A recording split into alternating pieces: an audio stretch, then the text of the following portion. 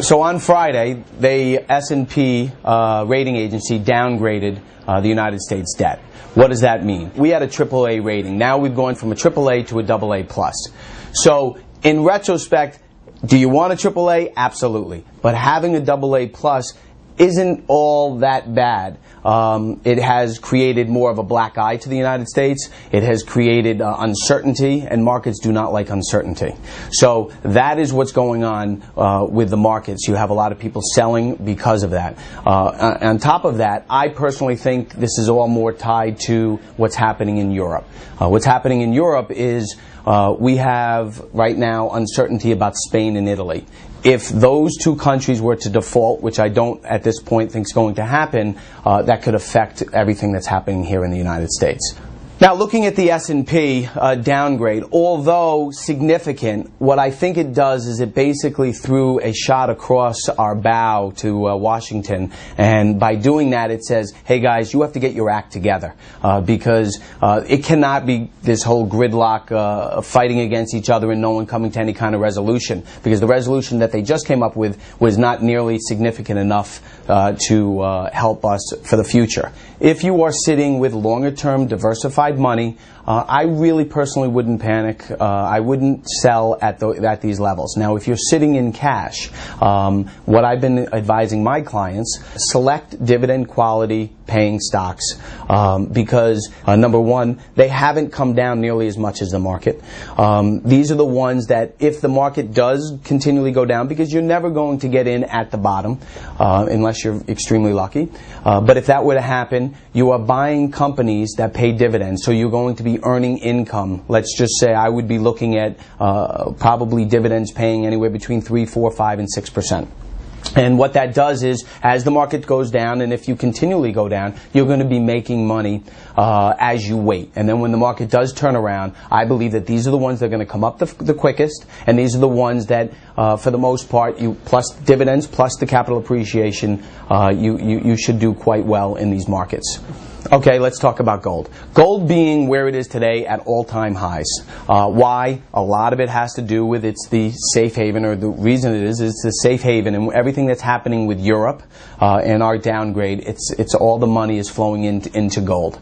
I do believe that if the markets do settle and the market does get more clarity as to what's going on, gold from these levels could have some kind of pullbacks, but nothing significant. Having gold in your portfolio, there's nothing wrong with it. I don't ever recommend it being more than, let's say, 15 or 20% of your portfolio. But if you do like gold and you want some sort of hedge, gold would be an excellent safe haven, if you will, until things start to settle. However, you are buying these at the all-time highs, so these are things that you need to talk to your advisor about. Maybe pick points. You don't have to put all of it in. Maybe buy some at certain levels as you move down in the market. Do I think we can get our AAA rating back? And I believe that, yes, without a doubt, we can get our AAA rating back.